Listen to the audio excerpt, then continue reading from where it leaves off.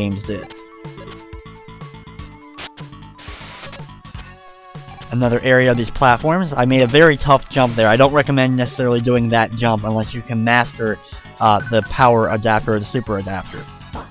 Now we enter the mini boss room where we're going to have to face off with Base.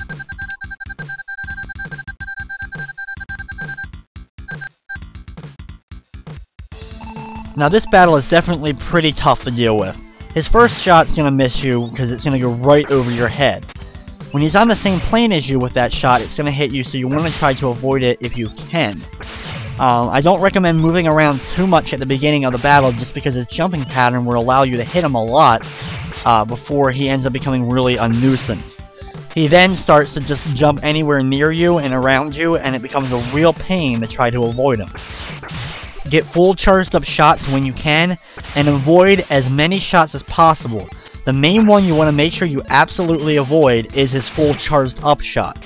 His little shots thankfully don't do a whole lot of damage.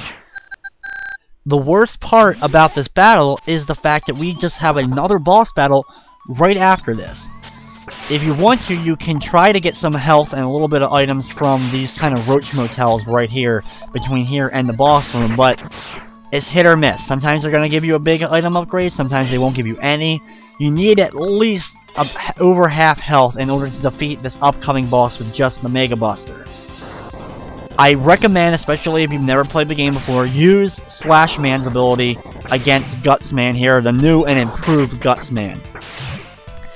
He shoots these rocks at you, in which you have to jump over quickly, or jump on top and then quickly jump off of them and deliver a shot. He then charges at you, which he's gonna hit you. There's no way to prevent it. At least I don't know of any way to prevent it. But if you're against the wall on the left side here and jump up and hit him in the head before he comes all the way over, you'll be able to get hit by him, of course. You're going to take damage, but he won't grab you. Normally, when he gets over to you, he grabs you and throws you headfirst into the ceiling, which does a lot more damage.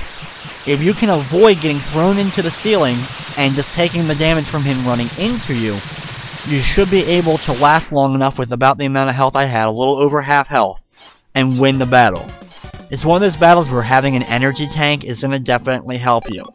Having multiple energy tanks is going to be especially useful because as we continue on through Wily's stages, some of the later bosses are even tougher than the one we just faced if you're trying to do a Mega Buster only run. That Guts Man battle is one of the toughest in Mega Man as a whole, in my opinion.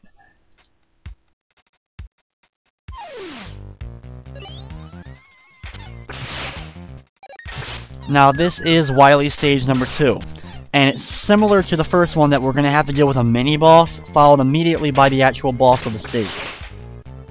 However, I think this stage and the bosses in it are easier to deal with than the ones we just faced in Wily stage number 1. So if you got past Wily stage number 1 with both bosses immediately after each other, you should be able to get through this stage. Now I'm going to use the super adapter once again to try to bypass some of the tougher jumps and make it through some of the harder enemies at least a little bit easier. Climb up the ladder here. This is a little bit tough area. Take out the enemy before moving upwards through the conveyor belts, and then when you move to the right here, it begins the battle with base number 2. The thing is, it's a little bit different than the previous battle because he's going to fuse with Treble, his dog, and then you're going to have to do battle with him as a similar form to you with your Rush Super Adapter that I currently have equipped and I'll change out of when the battle begins. Now for this battle, he obviously now has the power of like a jetpack. He's going to immediately start using it. I like to use that middle conveyor belt because you're going to have less gravity, so you can jump easier in this area. I like to jump up to that middle platform when he uses that jet ability. He'll go over your head and allow you to hit a full charged up shot before he lands, and then throws out the fist of the super adapter. He's then going to fire a couple of regular shots which are easy to dodge as he continues to go upwards in the area before landing again and using the jetpack. He then will sometimes hover towards you like he just did there later in the battle, or sometimes earlier, depending upon. It's completely random. Those are hard to dodge and you're usually going to take damage. Hopefully, though, he doesn't do that too often. He just does the full charged up shot with the fist, which is easier to deal with. When his health is drained, only down to 1, he's defeated, he teleports out, and we continue on through the stage. Now this stage ends up being a lot different in some ways from the previous Wily stage, that we have more area to travel through before reaching the boss. Like, kind of that mini-boss was kind of halfway as opposed to being in the room just before the boss. There's a little bit of health up here for us to grab before moving on to this very, very tough room coming up. You have all these flames shooting out of these different tubes. Using the Rust Super Adapter and the jetpack to your advantage can help you out. The flames do a lot of damage. Thankfully, as you saw right there, there is a health upgrade in the upper right corner. Make sure you grab that if you're missing any health before moving on through the stage.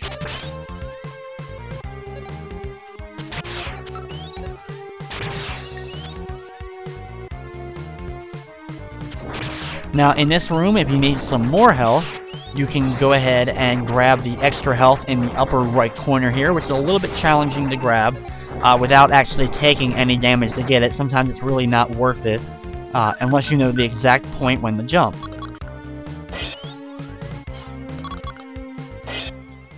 So here is our robot boss for Wily stage number 2. Now this boss ends up being, well, in my opinion, very easy, especially in comparison to the Gutsman robot that we just faced.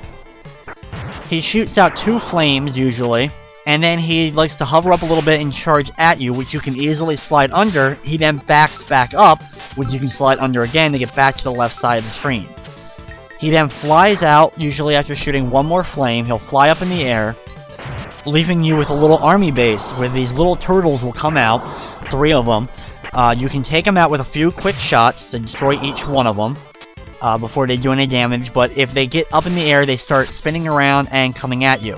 If you time your shots, though, you should be able to take out at least 2 of them before they start taking off. The 3rd one, then you can easily manage. Once it's taken care of, he'll land again, shoot out the fire, do the hover back and forth, make sure you do your quick slide. Sometimes he'll do multiple takes with that movement, so you gotta be prepared and keep your finger on the slide button at all times, especially until he flies up and leaves you with the army base again.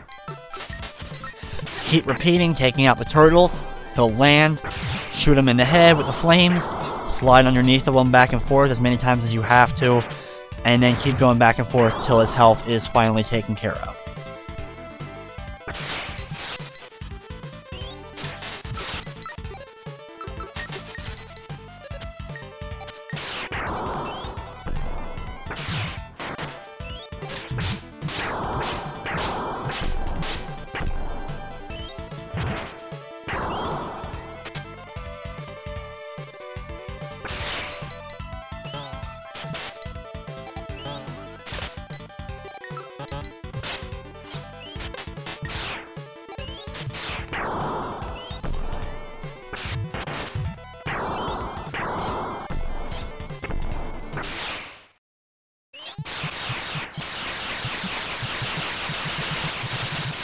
Once he's done, it's a very long battle actually, but it's not very challenging, it just is time consuming. He's done, and now we can move on to Wily stage number 3.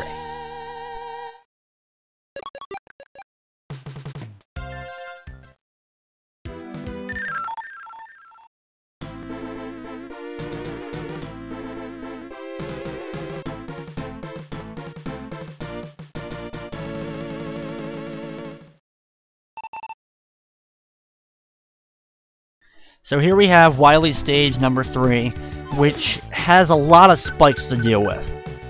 So I'm going to equip the Rust Super Adapter again, and start heading my way up the ladders here. Destroy the enemies if you can before making the long jumps using that homing fist ability that we've gotten with the Rust Super Adapter. Once you get up here, if you don't have the adapter equipped, or if you do, unequip it real quick, and then slide underneath of it, and then you make it to this room. Now, there's certain gaps, and you can only see the platform that you're landing on by a small window of light that kind of surrounds your character, and you usually can only see it when you're close to the ground. Thankfully, the Rush Super Adapter allows you to fly over most of the area, so that you're not going to accidentally hit the spikes at the bottom and lose the life there. But just, of course, be very careful when making those hover jumps. When you move on, we have some conveyor belt jumps to make through with springs from Springman stage. They're not too much of a problem, but the conveyor belts can always be a little bit tricky. You may accidentally slip off of it.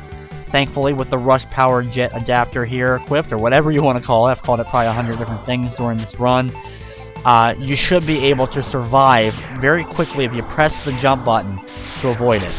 Now right here, you want to get up to this ladder if you can.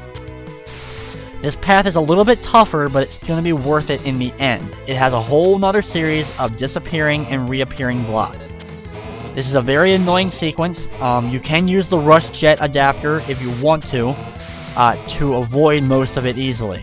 If you make it to the right side, you're going to get an energy tank, the weapon tank, and